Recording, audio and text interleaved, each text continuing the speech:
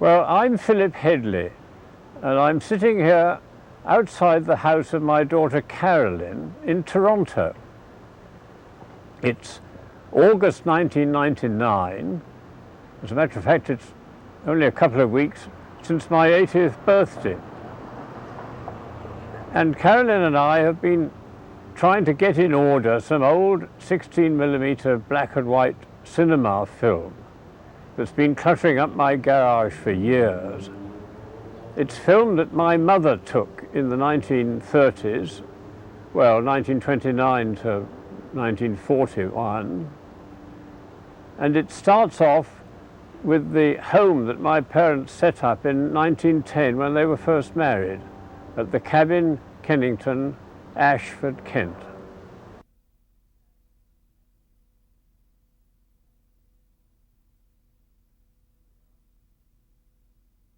Here we are on the terrace outside the cabin. The cabin was a small house that my parents moved to after they got married in 1910. My father was Lewis Percy Headley. My mother was Amy Winifred Simpson Brereton. And they came here and stayed here until 1934. That's from 1910 to 1934. And these are various scenes of the children messing around outside the house. There were four of us. Well, four boys. Pat, Lewis, Henry, Philip, that's me. And then 4 years later, our sister arrived, Bridget, who now lives in Alberta. I don't know why we were so keen on planting trees, but there seems to be a lot of tree planting in this film. That's my mother's sister, Nora,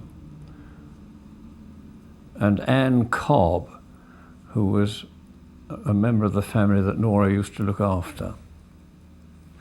The dog is Rufus, a red setter, who's looking very young there. Well, because he is very young. Pat is the biggest one. He's the eldest and the largest. I think Bridget's in the cart there. And we're just messing about. Paddy is Bridget's favourite animal. And she doesn't like other people playing with it, as you can see. She keeps people off. Now, my grandfather, Arthur Brereton, had a little box which, if you blew it, it opened and you could get a sweet out of it. And it was a very popular pastime. There he is in the middle there, with my father on the right, in a dark suit which he always wore. And there he is playing with Lewis, that's the second brother. Now, after Christmas, the Christmas tree had to be brought out, so that's Pat bringing it out, followed by Lewis, with his hands in his pocket, followed by Henry, and I seem to have got left out of that one. Bridget is riding around on her bike, and I found this slow worm, but she's playing with it. But I got over that all right. Funny creatures they are. That's Bridget and her cousin, Anna. Anna subsequently married Harry Elgee and grew hops at Smarden. The dog seems to be growing up, but doesn't like being photographed. This is my mother, my grandmother, Edith Brereton, and her eldest sister, Carrie. Who on earth all these people are, I'm not that certain. That's my father and Bridget.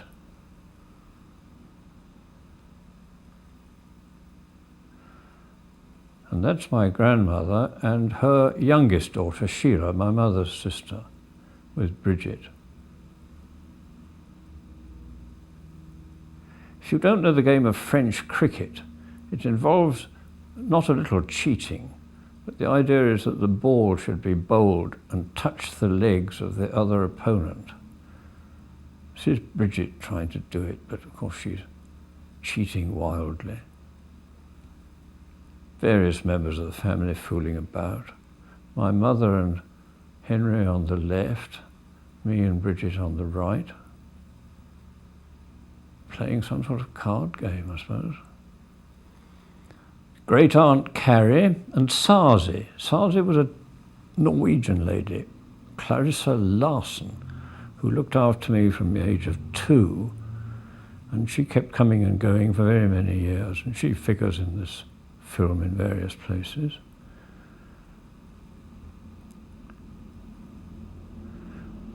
My mother had a curious delivery for her tennis.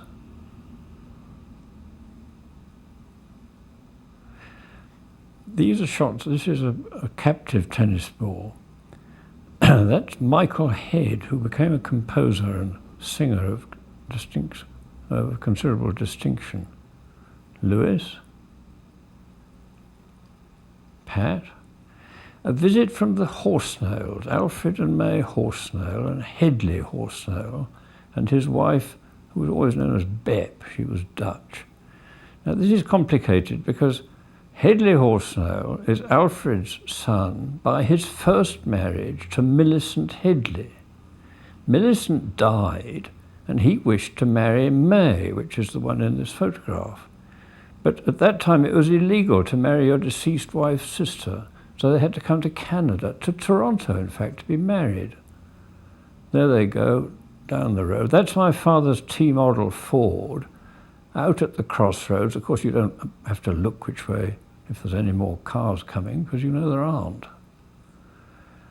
My brother Pat, about to depart to foreign parts with a friend of his on a tandem bike. They travelled miles on this thing.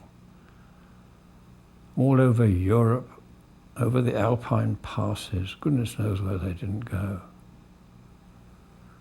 And this is a practice shot showing them taking off.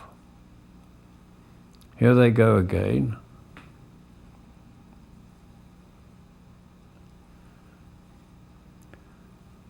Again, of course, you never have to look out for other traffic because there doesn't seem to be any. The dog had to be washed. So Sarzi and everybody falls to and washes the creature. I don't know what all this is about. There's a lot of smoking, isn't there? Surprising lot. Of course, this was years before it was really frowned upon. Lewis. My mother darning. She was always darning socks, because people did darn socks in those days when they got holes in them. Henry and me. My father and somebody, but I have no idea who she is, and I don't know who he is either. But they're obviously family friends.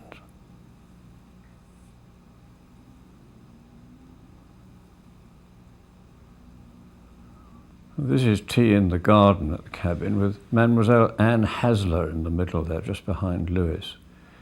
The dining room at the cabin was the world's coldest room. It was so cold that in the middle of winter, sometimes the spoons and forks were so cold that my mother had to put them in a jug of hot water before we could pick them up even. There's Pat, I don't know what he's on about.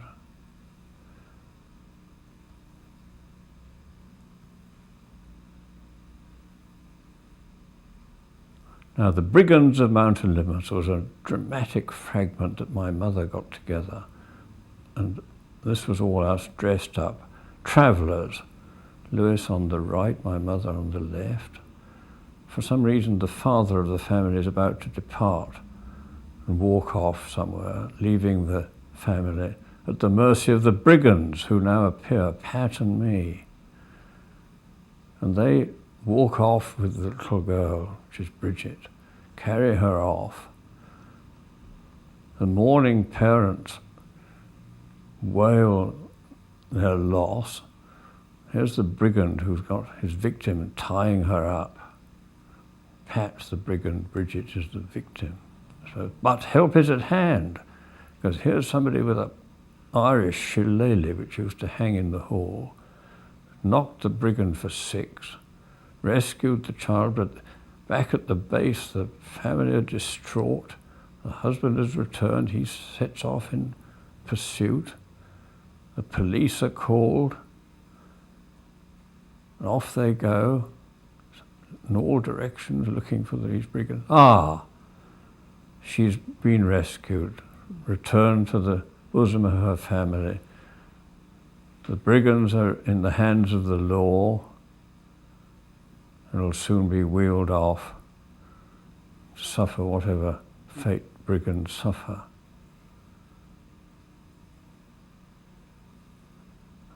A happy ending. Puddles, the nickname of Neve Brayshaw, who was an eminent Quaker, who used to have a favourite poem that he would recite at great length, the last verse which ran, "The coffin, it went down the street, he was in it.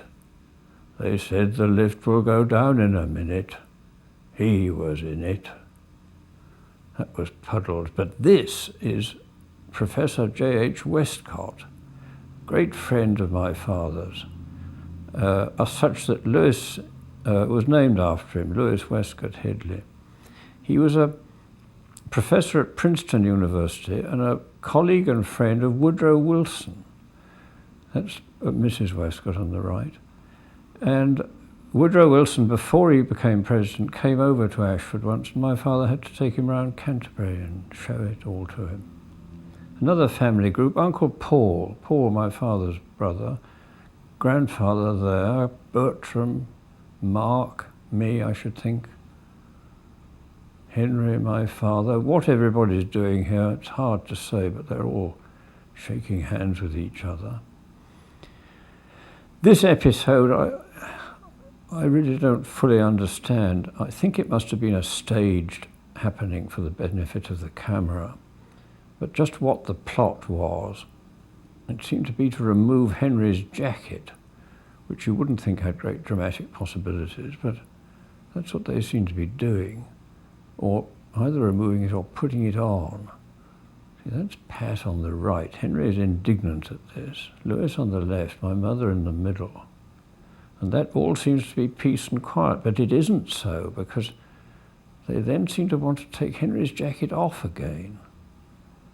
But your guess is as good as mine about the dramatic import of this.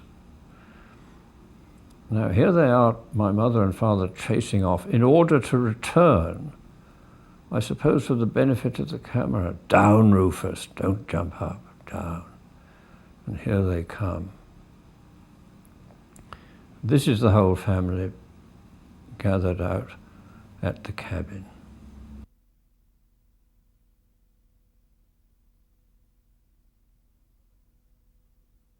So my mother gets out her old Citroën, FN 7333 was its number, drives it up Vicarage Road outside the house, and I come dashing across to get in, of course not looking to the right or the left, because there are no other cars, and off we go, as it might be to visit the homes of one of my father's other brothers who lived in the neighbourhood, such as this one. This is Paul, and they lived in Queen's Road in Ashford. Just who all these people are, it would be difficult to say, but this is the back of Haventhorpe, which was my Uncle Harry's house in Ashford. This is Aunt Bertha hurrying down the path, quickly followed by her daughter Molly, I should think. And there's a lot of toing and froing here. It's difficult to see to what purpose, other than to provide something for the camera to take. Now this has been slowed up a bit so you could see. This is Molly, I think, with David Pitt. Just who these people following are. This is Aunt Mary Headley, Herbert's wife. We made frightful fun of her, I'm afraid. I don't know who those two old dears are. Aunt Winnie comes next. This is Paul's wife. Why she's having such a job getting down the path would be hard to say. but she seems to be making it. Hope there, I should think Winnie's daughter. Is that Henry? Paul coming down. Would that be Lewis? Difficult to say. Harry, Bertha and Leonard, who married Molly, Leonard Pitt. And then this is the house of another brother. This is Paul's garden at the Croft. They had this marvellous cart and Bridget was pulling me along. But it was also the home of a beastly goat that Pat got and kept with his cousin Neve, who lived at the Croft. And they kept this wretched animal, and on one occasion they required me to muck out its lodgings, which was a very disagreeable task, and I've never forgiven the creature for making such a vile stink. Here are my father on the left and his brother Herbert, and this is what the brothers used to do. They used to sort of walk up and down and discuss each other's affairs. My father was the grocer, Harry was the printer, Paul was a wheelwright, and they all knew each other's business to the extent that when one went away on holiday, the others would know how to just keep an eye on things and make sure all was well.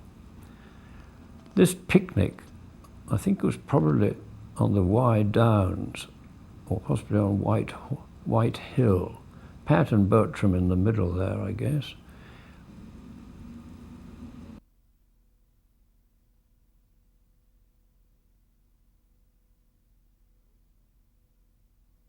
Rose Cottage at Hythe was the home of my grandparents, let's say my mother's parents.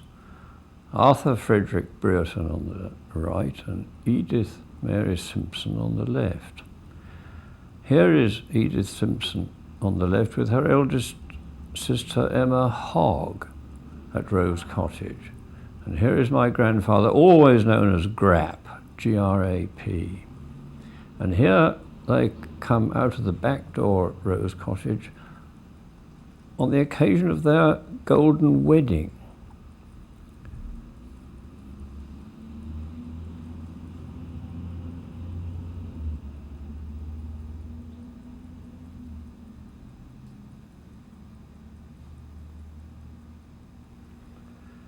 And here they are, soon to be joined by a whole crowd of relatives. Those two little girls are the daughters of Sheila Clark, my mother's youngest sister. There's my grandparents again. Come and sit down and join in the photograph. I don't know who that is on the right. Alan Clark on the right with Sheila in the middle and Janie, the eldest daughter. Leonard Pitt, cousin Alice in the white hat, Alice L. Dale. Paul there, Henry behind him, Leonard Pitt. Grap with his back to us.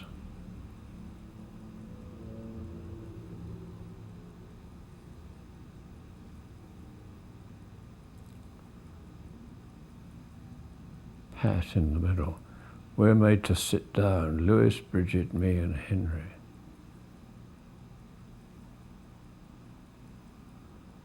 Grandchildren, I suppose, these are. Don't know who those are. Alice Peel on the right, she was headmistress of Taunton School. Herbert on the left, Paul in the middle, Emma and James Hogg on the right. He was a grocer in Ashford. Scotsman. Russell and Phyllis. Russell was my mother's brother. This is cutting the cake.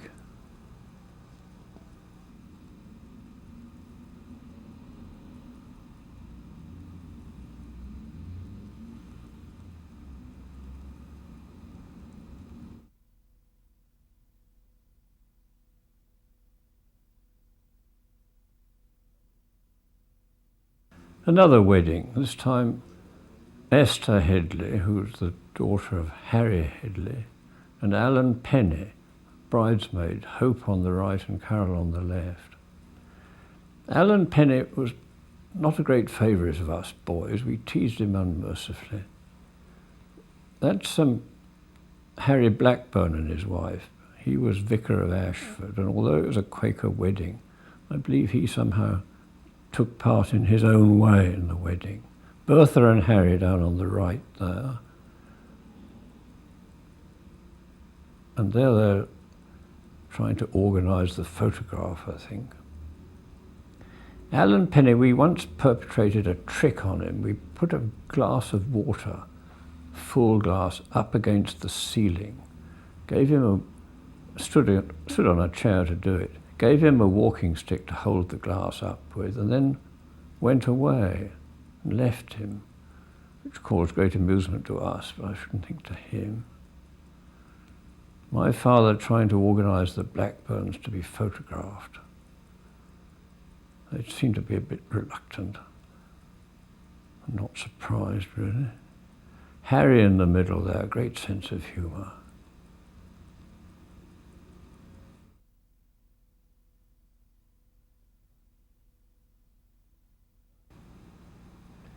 The Downs School in Colwall in Herefordshire. All us boys were sent there from the age of 9 to 14. A marvellous school. It was tough, but it was educationally very advanced. There's the headmaster, Geoffrey Hoyland, with my father. That must be his car, because we're all piling into it. I still keep in touch with it. I go there for the old boys' gatherings when I can. This is the annual cricket match, which still continues. No, I don't think it does continue because of the difficulties of insuring against hitting a boy with a cricket ball or something. Anyway, in those days we didn't bother about that kind of thing. That's my father with us, two of us, wearing these felt sun hats. 12th Night was the production. I was Andrew Aguecheek. There's Dame Elizabeth Cadbury in the middle. Come back to her in a minute. Coming down the stairs a bit the worse for wear. Do you see, it's a very well-dressed show. Here comes Olivia, who I think was Hugh Moore, and Count Orsino, I think was Pitt Corder, who married one of the proctors, another branch of our family. Geoffrey Hoyland, with the headmaster, with Dorothea Hoyland, his wife, and Hugh James, his son. I was saying Dorothea was a daughter of George Cadbury, and I think she brought quite a lot of financial help to the school.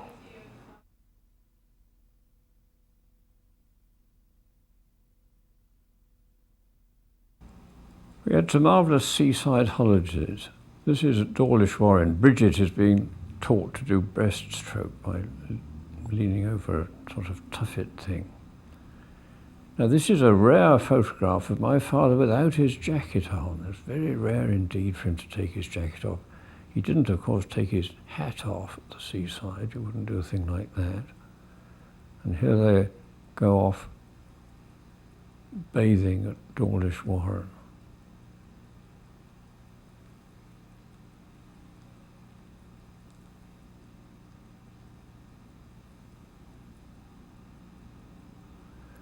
Dawlish Town was the nearest town.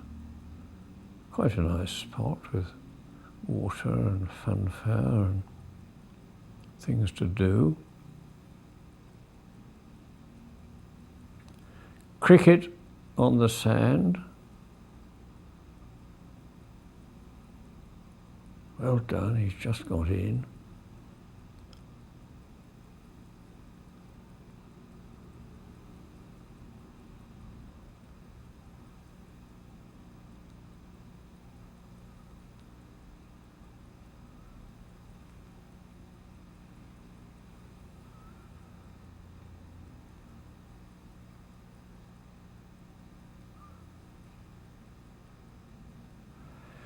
And then another summer holiday at Thorpe Ness in Suffolk, just north of Aldborough. this marvellous lake, it was a boating lake, which we used to enjoy. These boats, I think they're still the same boats, they're still going strong. It looks a very extensive lake, which it is, but they say you can always walk home from any part of it, because the water's no more than 3 feet deep. Pat and Lewis in the canoe, Henry and me in a proper boat, of course, Bridget and somebody. The model yacht pond at Slawden at Aldborough, that's no longer there.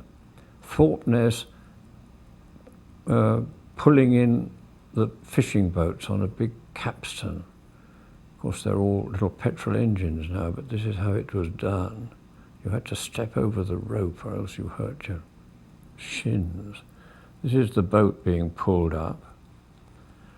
There's a chap called Harry Harling, there he is, who was very good to us boys and used to take us out and to collect lobsters from the lobster pots and things.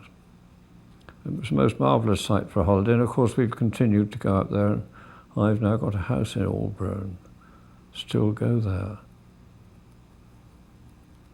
The reason the family went there, of course, is that Harry and Paul, my father's 2 brothers, married 2 girls from Leiston, which are only just a few miles away.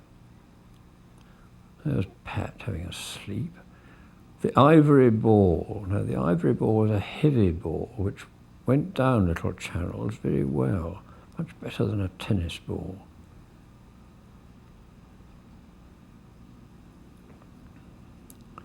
This is still at Thorpeness.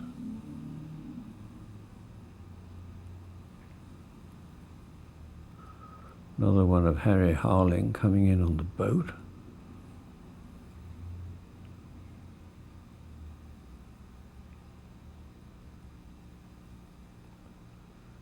That's of interest because that's a sailing barge, a working barge. They used to go up and down the coast. Another summer holiday, this time in Sands End, just north of Whitby in Yorkshire. The point being that we could combine it with a visit to our great-grandmother. There am I poking about in the sand. There's Henry digging. Henry became a builder in Ashford eventually. Did very well. There we are, there's Bridget. She subsequently went to Alberta and looked after horses.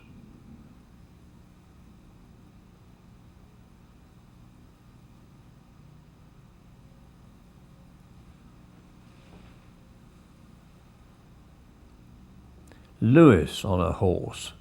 He subsequently took over the family grocery business in Ashford. And Pat, the eldest, was a farmer in Surrey, just outside Canterbury. There's Bridget, riding not very well for one who's subsequently to become a professional rider. This is outside our great-grandmother's house. Carrie on the right, Mabel on the left, Bridget and Lewis. And these 2 sisters of my grandmother spent their life looking after my great-grandmother, and there she is. Caroline Simpson, married, née Caroline Jeffrey, born in 1842. My great-grandmother, with her daughter Mabel there, I think it is. And Carrie there, I think it is. So that takes us back a generation or 2. She spent most of her last years in bed, as far as I can make out, being looked after by her 3 daughters. Her 3rd daughter, Florence, incidentally, kicked over the traces and went and got a job, which was rather frowned upon. She was a librarian. This looks like some horse we got hold of at Sands End, which I had to ride with no great pleasure, but of course Bridget thoroughly enjoyed riding it.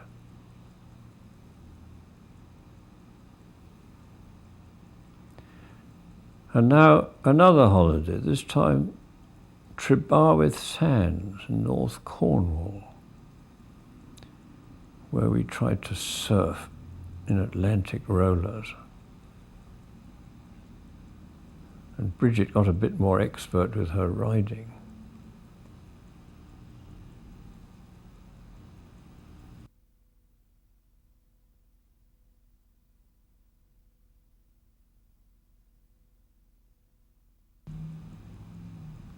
And then Swinford, this marvellous house that we moved to in 1934.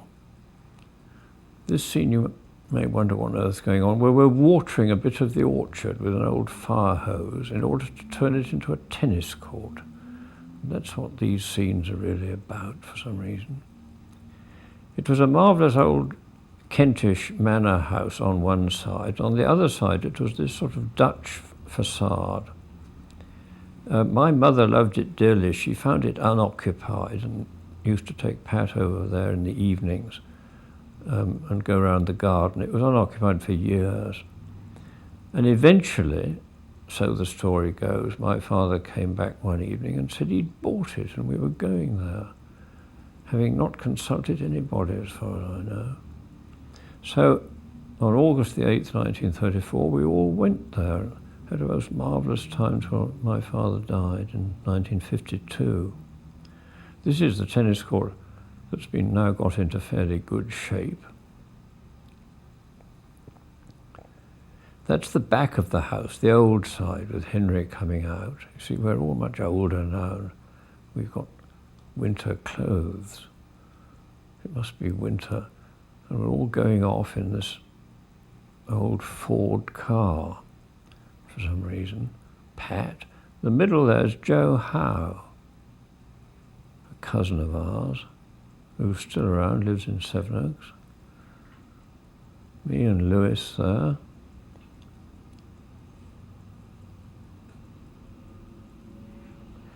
This picnic, I don't know why it comes here, but it does. There's Nora, my mother's sister, elder sister, fanning the flames as best she could. I don't know what function the tent had.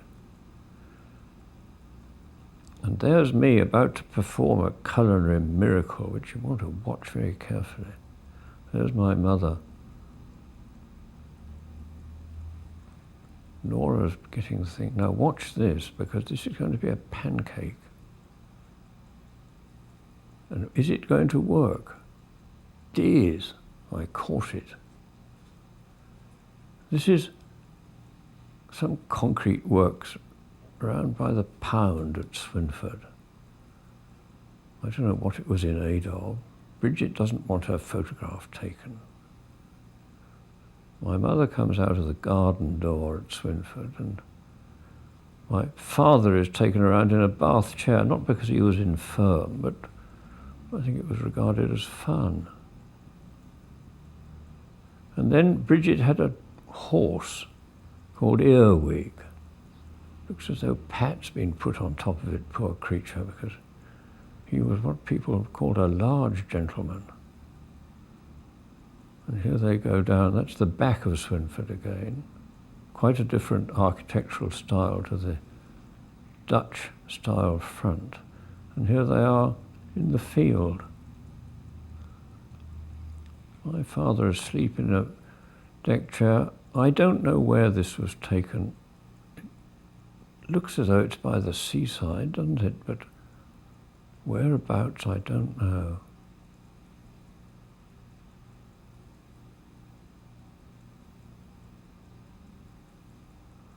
That's my father and Bridget and me fooling around.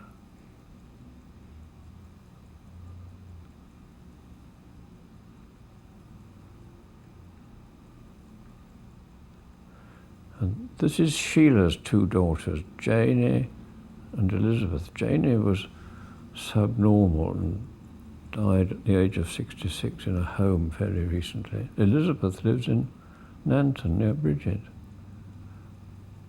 This is Fly Away Peter, Fly Away Paul, Come Back Peter, Come Back Paul, with my mother performing.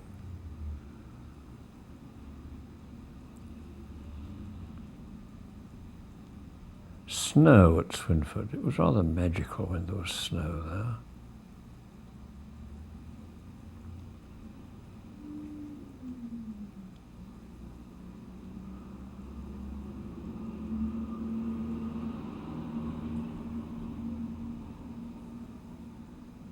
it is, there's the old place. It's now been turned into a school for delinquent children, I think. A maid bringing tea out to the garden. I think it was Faith. I think she came from the farm just up the road.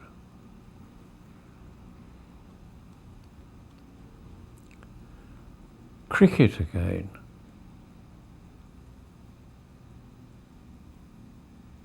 It was a thoroughly marvellous spot to be brought up.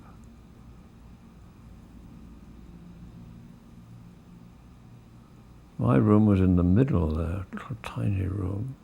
There were bats in the roof, but they caused great entertainment. We wouldn't have dreamt of dislodging them.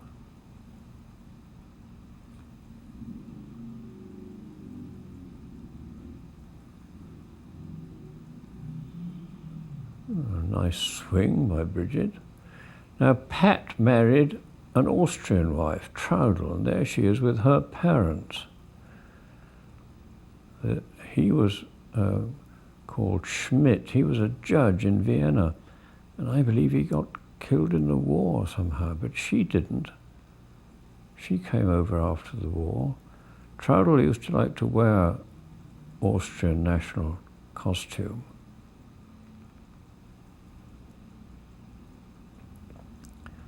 And she and Pat, as I said, went farming near Canterbury. There's Henry, the builder.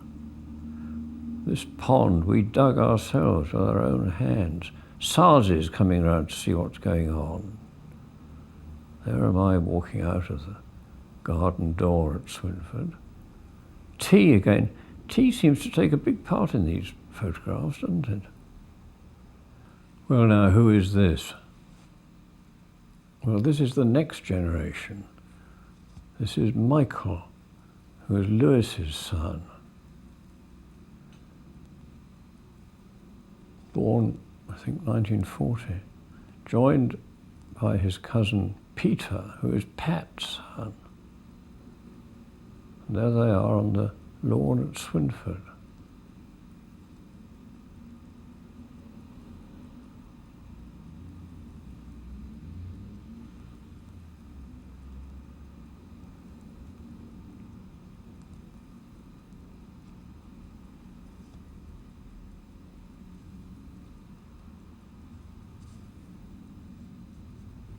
That's Peter. He hasn't changed much, has he? There's Michael again.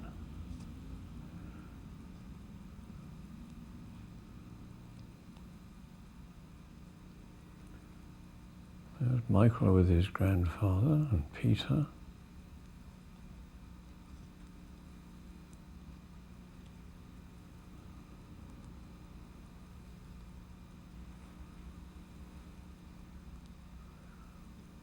And there are the parents of the two little boys, Pat and Traudel. Lewis on the left, just out of sight. Theo makes a brief appearance on the right. Here's my mother with her two grandsons. And we leave you with this little family group.